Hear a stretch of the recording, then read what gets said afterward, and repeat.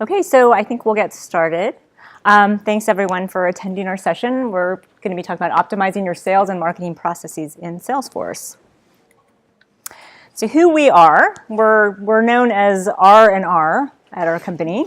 I'm Rochelle Diodati, Marketing Operations at Full Circle Insights, and I probably met a lot of you at the registration desk earlier.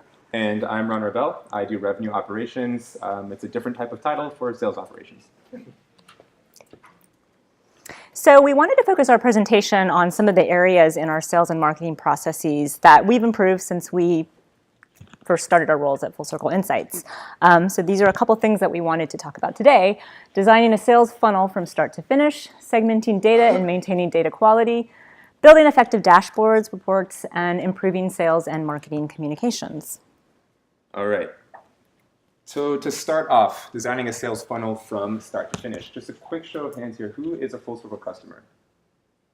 Awesome. And who of you guys, regardless, customer or not, have a defined sales funnel?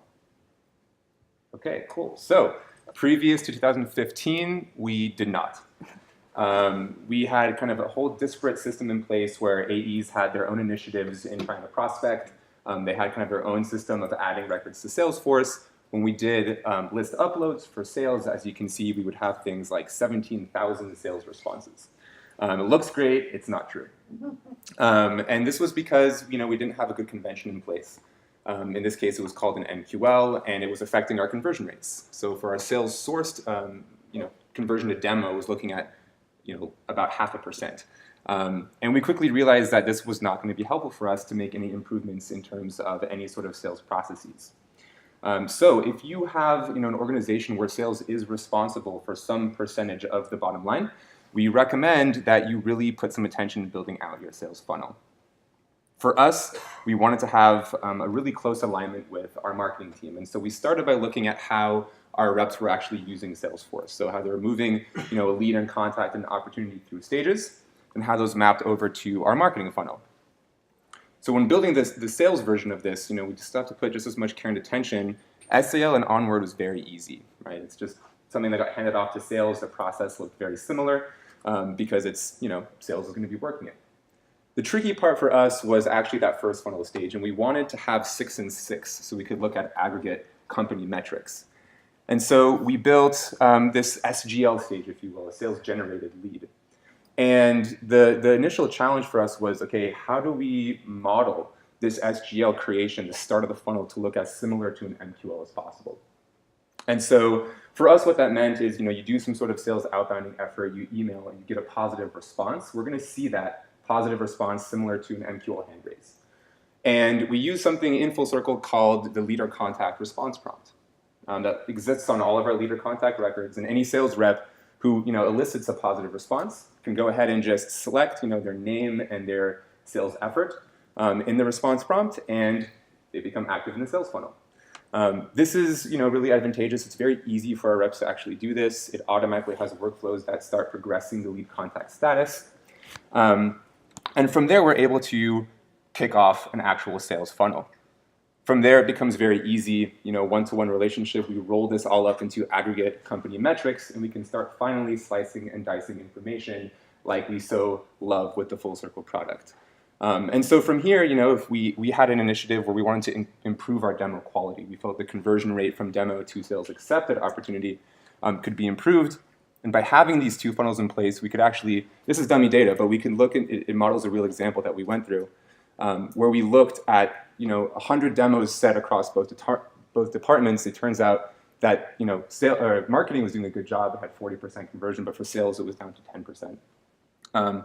And so kind of very basically here, we're able to find the source of the kind of place that we can improve. Now, I want to suggest here, building out the sales funnel, but don't be necessarily restricted by having a one-to-one relationship. If your process looks very different, you can build out a completely separate funnel. We actually have a product in place that's coming out very recently now, where you can build an entirely siloed funnel and run them congruently or separately to track different processes.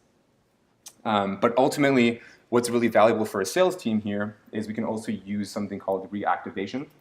And what this does is if we have a prospecting effort in place and the same day a demo request comes in, our system will recognize that maybe it was a sales effort that elicited that response, And upon creation of an opportunity, actually the sales funnel will get credit and we'll track it relative to that.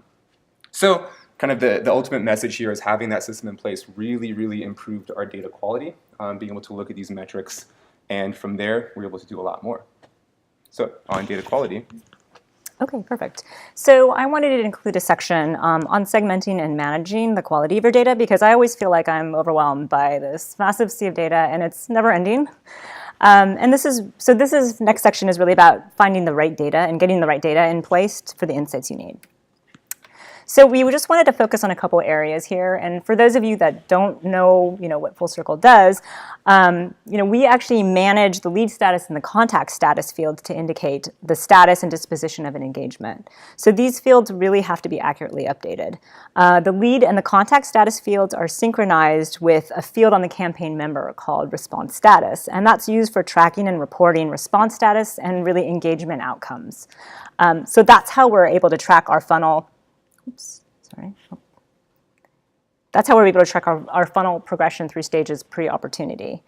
And the great thing about Full Circle Insights is you can actually build one report to look at both your leads and contacts. So the data in these fields are important because they can tell you why a lead hasn't been followed up, what's been stuck in an attempting contact or working stage, how many leads are being disqualified. And we use the disposition reason fields as dependency fields to the lead status. So based on certain statuses, for example, nurture marketing, if you actually select that value, you have to fill out a disposition reason. So that way we're able to actually slice and dice our data. We might want to target leads, for example, or contacts that you might have a budget issue right now. We may want to target them 3 months from now.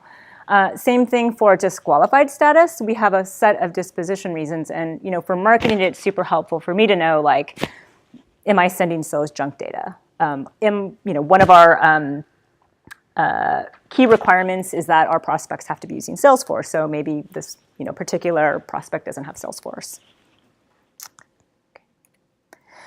Okay, and on the campaign member, really ensuring you're using consistent member status values. And so Ron had showed you a picture earlier on where it was like sales versus marketing, and sales had like, I forgot what was the number, thousands of MQLs, and marketing had like 1,000 or something. So what happened was our SDR teams, they were importing members to their campaigns, but they were counting everything as a response. So that number got really inflated. So when you're looking at your metrics from SGL to close, they were really low, the conversion rates. So we really, you have to ask yourself, what is a response versus a non-response? And in this example, I just put some campaign members from events, because I also noticed some of our campaigns, like we might have had 100, 200 people on a registration list, and they were all tagged as responses. So that really threw off our metrics. Ensure the right campaign is getting the credit. And this example I put on the board here because this is really key for me from a process perspective. When we actually throw an event, I might get a ton of scanned booth leads, and I know that I am controlling the import process. I know I'm adding them to the right campaign, but my salespeople might have had one-to-one conversations at the booth, and they want to add somebody quickly to a campaign through the response prompt. If I don't have this in there, they're probably going to add it to a sales campaign, and so then the wrong campaign is getting credit. Okay. So segmenting your data, we actually took on this big project. We had a huge database, mostly of leads, and we needed a way to segment our prospects, really for top of the funnel prospecting. So we spent a great deal working with product marketing, working with sales, to really define our target profile. And we looked back from opportunities, looked at contact roles, tried to make sense of titles. And oftentimes it was hard because a lot of the titles were generic, like you just have a director or a marketing manager, and you don't really know their functional role. And also acronyms can kind of be tricky. We thought we were targeting, for example, chief marketing officers from the medical industry, and they were really like chief medical officers. So we had CMO completely wrong. So we did this exercise where we exported all our data, kind of massaged the data, worked on mapping specific titles to functional roles, and we also did this for levels. And then we actually imported those back into Salesforce with custom fields called job function and job level. And this has really helped us with building our SDR calling campaigns because they're able to suppress fields. For example, maybe they're not targeting interns or students, and they might have used a job level called other, and so they would just suppress that field.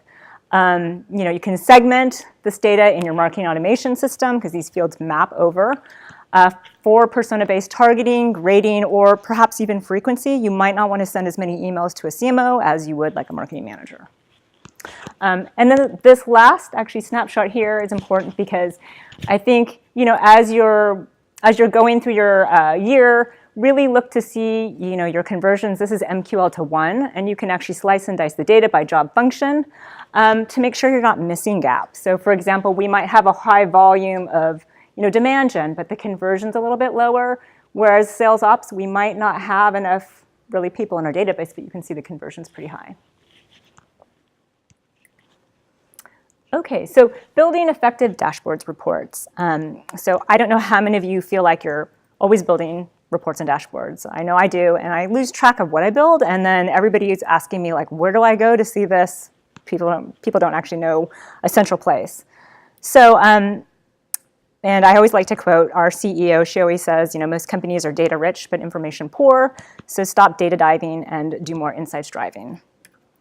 So we launched a quick dash back in May for our response management customers, and this was really a set of 4 structured dashboards, 100% customizable, but really to help our customers leverage our reporting package and help inform better decisions. And so what we did is we took these templates and we kind of narrowed it down to 2 that really we felt sales and marketing alignment could really optimize. And the first one is Crush Our Plan. So that's kind of our COP performance dashboard. And this probably looks pretty familiar to you guys because a lot of it is the funnel metrics with revenue goals, average deal size, volume, velocity, conversion.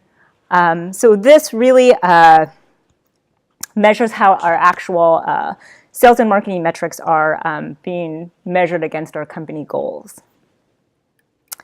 This next one is our COP optimizing dashboard, and I want to spend a little bit more time on this. There's a lot on here, but really a lack of communication with the marketing to sales handoff process or a lack of unified data can cause disruptions to both our sales and marketing processes. So on this first column, actually, we can see what MQLs are unworked and what SALs might be stuck in your funnel. You can determine bottlenecks, and maybe leads need to be resigned if workloads are too much for specific reps. And Ron will go into a little bit more detail in his slides. The second column I like because it really tells you the disposition reasons, so we can kind of understand our lead quality and how it impacts the process and potential revenue. So Ron could tell me, hey, Rochelle, marketing is sending junk data to us. Don't do that. Right? And I could say, well, hey, maybe, you need to hire more people, right? Or maybe like in this particular chart here, we see a big bulk of these columns are unable to contact. So that could be because marketing might be sending not necessarily disqualified leads to sales, but people that aren't ready yet. So we may want to implement, a nurture system or really adjust your scoring threshold.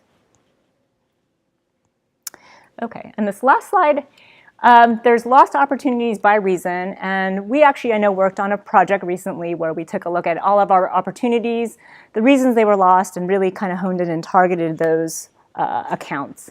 Some of the contact roles on those opportunities were no longer there, so we actually did a whole exercise in building our contact database. You could also do this, focus on opportunities that might be in a specific stage of your sales cycle. So for example, we have a stage called stalled, and that was a great place for us to target those particular folks that just maybe needed a little bit more pushing throughout the pipeline stage. The last report at the top is your active funnel. So volume of QLs, SALs, demos, SAOs, SQOs. And that SAL number is pretty important. We monitor that probably daily because that's kind of a working state where your salespeople are actually working on contacts and leads. And if you don't actually update that status, they might stay there forever. So for us, I know in marketing, we oftentimes might suppress on a lead or contact that sales is working. And so that number here, if we never updated it, we would be suppressing those people every single time. Okay. So one thing that I was really interested in was how all of this effort from marketing was plugging into our SDR team. That's where our major handoff takes place. And what we'll quickly do is take a look at a couple of components that we put on our SDR dashboard. This is by no means everything, but it's kind of some of the key pieces that we use to relate to that last component that we saw. If things are stuck at certain stages, we can take a look at this and figure out how to actually move things along. The first piece that we have, I recommend for any person with an SDR dashboard, top left, is simply our demo setting volume per week. Right? This looks at the last 30 days, and it helps us see if there's any kind of major changes in the trend. In this case, in that third week, we see a dip. So we want to kind of dig down and see why that was happening. In the center, we're visualizing just a number of demos set per month. Again, this is dummy data, but in this case, Harvey is doing really well. And unfortunately, Jax isn't exactly performing where we'd want him to, what he would want to be. So we want to figure out, okay, what is Jax doing? How can we help him? How can we kind of set more demos? Bottom left component, we're looking at weekly emails. And in this case, that represents kind of the outbounding effort. Like if you have a lot of prospecting going on, you're going to be sending a lot of emails. And as such, we can see, yep, Jax has been definitely spending his time there. But on the top right is actually, in my opinion, the most important component we've ever implemented in our SDR team. And very simply, it shows our neglected inbound responses. So this, using our full circle product on our response status, we can look at everyone who's in an open, not contacted state and hasn't progressed to SAL. This is, again, home base for our SDRs. So every day they come in, they open this dashboard, and they can immediately see, here are 6 leads in my name who have raised their hand, who I have yet to do something about. And in the bottom section here, we have our SAL closeout, and that's kind of the part we talked about a second ago. If people are stuck, we had a bit less than 500 stuck in that stage. Taking a look here, we can see that split up by rep. In this case, a majority of those SALs are stuck with Richie, Pat, and Jax. But Harvey actually has a really wonderful conversion rate. Very few of Harvey's leads are being closed out, and that probably contributed to the 23 demos that he set. So from a sales management team, this gives us 3 reps to go and look at and say, how can we help you actually turn these conversations into demos? And we can look at Harvey and say, what have you been doing that's been working? And let's replicate that across our reps. So, yeah. Can we maybe save questions for the end if you don't mind? Is that cool? Okay, thanks. Yeah, okay. So kind of this looks at how our marketing team plugs into our whole sales team. But an interesting point always comes up, which is how do we collaborate on efforts that both marketing and sales are trying to accomplish? Okay, so we actually created this dashboard. We kind of called it the Collaborative Campaigns Dashboard. It's really an event campaigns dashboard, and this is really for marketing, sales, and really other departments in your organization to collaborate on campaign activities. So it really works particularly well for events or webinars. So anytime somebody from the company asks me, hey, who's attending this event? Who did we invite? I'm like, go there. Did you go there? Did you check there? And actually in this dashboard, what's actually key is, so pre-event, we'll actually group our members by member status. So this really kind of tells you the current status, who's registered, who's declined, who we sent an invite to, who maybe the email bounced. And then once the event is over, we change the status or we group by response status, so we actually are able to track follow-up. So single source of truth. Yep. All right, this is the very last section here, and we just want to kind of finish off on a philosophical note. I was always very interested when I first came into an operations role in how were teams, communicating with each other, what was the cadence of their meetings, and so I just want to shine some light into what we do internally at Full Circle. So the first meeting that's important to us is something that we call our COP meeting. It just stands for Crush Our Plan.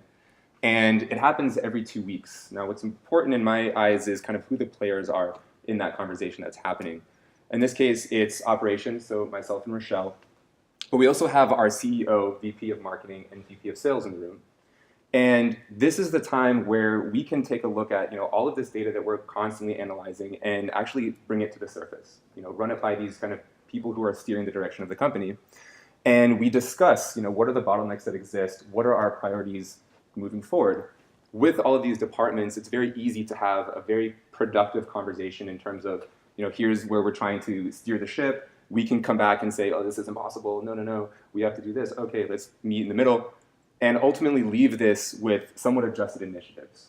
So again, this happens every 2 weeks. We review what we discussed last time and the new plans moving forward. The second meeting that's important to me, in my eyes, is our sales and marketing meeting. Again, operations, Rochelle and myself are in the room, but in this case, we also have our marketing manager and our SDR team lead. And this is a time where a lot of information just gets transferred. So they communicate on programs they're running. Our SDR team has a chance to relay information from prospects. It's very in the dirt, if you will. What's important here is it's also a chance for us as operations to kind of fulfill any needs that are being voiced on the SDR side. If they need a field that shows who's a current customer, we can go ahead and make that happen. But for us, we're also able to establish process and data quality. And that's essentially the building block that once we communicate that to the team, that will ultimately fuel all of the reports and all the dashboards that we're looking at that power our COP meeting ultimately. We ended up uncovering some things sometimes where we were importing data in different ways. And if it weren't for this meeting, we wouldn't have found a major duplication issue that we had. But again, because it's happening on a weekly basis, we found it very quickly. And very lastly, this is, again, the kind of philosophical piece that I want to just mention is an open door policy. Operations inherently is going to have red flags and fire drills that pop up out of nowhere. You can't just rely on a 2-week or 1-week cadence.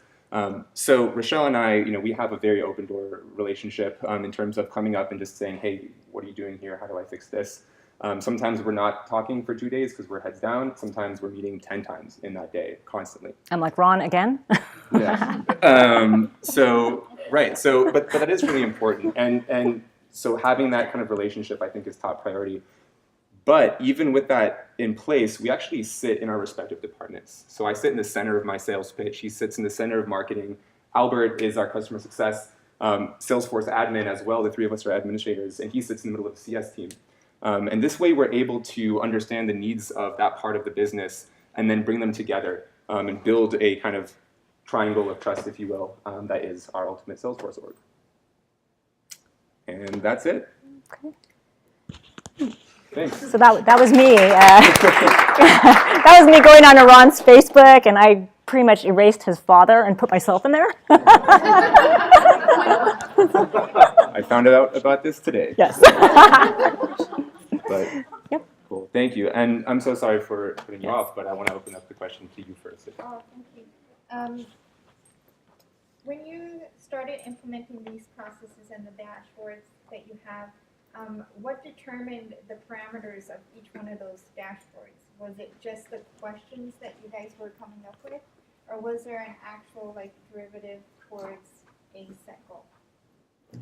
Yeah, so I think it's going to be both of those, right? A big piece of it is going to be flexibility. So there's a kind of constant relationship between setting goals and then figuring out what your problems are and adjusting those goals. Typically what it looks like for us is setting goals at the start of the year. That process involves analyzing what worked and didn't work in the last year. So if we have a new initiative in place, we're going to want to make sure that we have the dashboards that are going to be tracking its progress, and then we analyze what worked last year and make sure that we continue to do it. So I don't know if that answers your question. The SDR dashboard that we were taking a look at, that was very progressive. That happened step by step. So we didn't download a template or something and put it in place. Everything was a need that we eventually put in place. And we've been doing, we've had an SDR dashboard for over 3 years now. So it's kind of evolved a lot over time, and that's just what it looks like now. But I think part of the COP meetings that we have also, a lot of it was determined by what management wanted to and what they needed to see. So.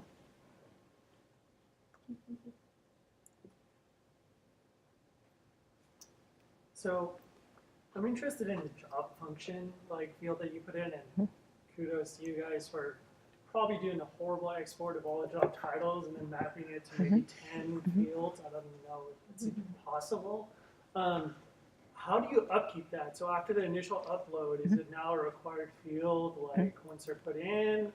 Is it something that your like marketing automation tool plugs in? Do they have to do it manually? Like, so how do you keep that up and accurate? Yeah, it's not a required field right now. I'm probably like trying to get it to be required. But you can probably speak to the R side. Yeah. So actually, the session right after this is going to be touching on exactly that point. So definitely stick around if you want to hear about it. But essentially, the initial piece was building out what these buckets were, and we built that based off of our company specifically. So our ideal customer profile are marketing titles, and we want their job levels. So that's how we got it down to 8. We used a statistical tool to be able to actually pull out these names and figure out how an efficient way to bucket them, so that we could run it kind of automatically. And Matt here in the back, actually, he's our SDR team lead, has a master's in statistics, and we'll be able to talk about how that worked. But yeah, so whenever we do a list upload before we add the names, we're creating these fields and putting them into our organization from the get-go. Yeah, I think it's a lot easier, because we got the bulk of it done through that way. And, it wasn't perfect, but it was a starting place for us. So, somebody might have a title like, I don't know, like demand gen or something, but maybe they're more marketing ops focused. So, our users update these fields on a regular basis. For us in marketing, this was before Matt came in and did his wonderful stuff. We actually had this massive Excel spreadsheet. We have sort of an Excel guru on our team that built all of this logic in there. So that's kind of what we started with. So I think I took the first like 30,000 and worked on it, and then Matt took a huge chunk. Right. So. He's shaking his head. So we're going to talk about how to use personas for low-hanging fruit purposes, so kind of on that sales side as well. Cool.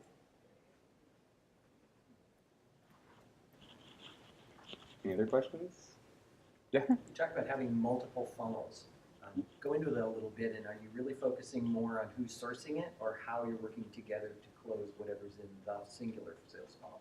Yeah, great question. So when we're talking about multiple funnels, it's about the source of them, right? So what's kicking off that initial engagement? As we mentioned earlier, as soon as it progresses to SAL, we work them equivalently, regardless. And so that's how we have a nice aggregate company funnel. In terms of collaboration, marketing is responsible for the bottom line as well, not just generating MQLs. So they have a vested interest in looking at things stuck in the funnel and thinking about, okay, well, if I target this persona, we want to make sure we get a director level or above part of this deal. I'm going to send kind of my cost of implementing white paper out as a way of getting some higher level people thinking about the cost of not implementing right now. So it is going to be very collaborative because, again, they have a vested interest in it. In terms of creating the funnels, that's I actually recommend talking to one of our CS team members on building separate funnels. That's a big piece of our functionality now, is actually developing independent funnels from one another should you want to silo your processes there. But that's for another time. Cool. And I think we're up on time. So Thank you guys so much.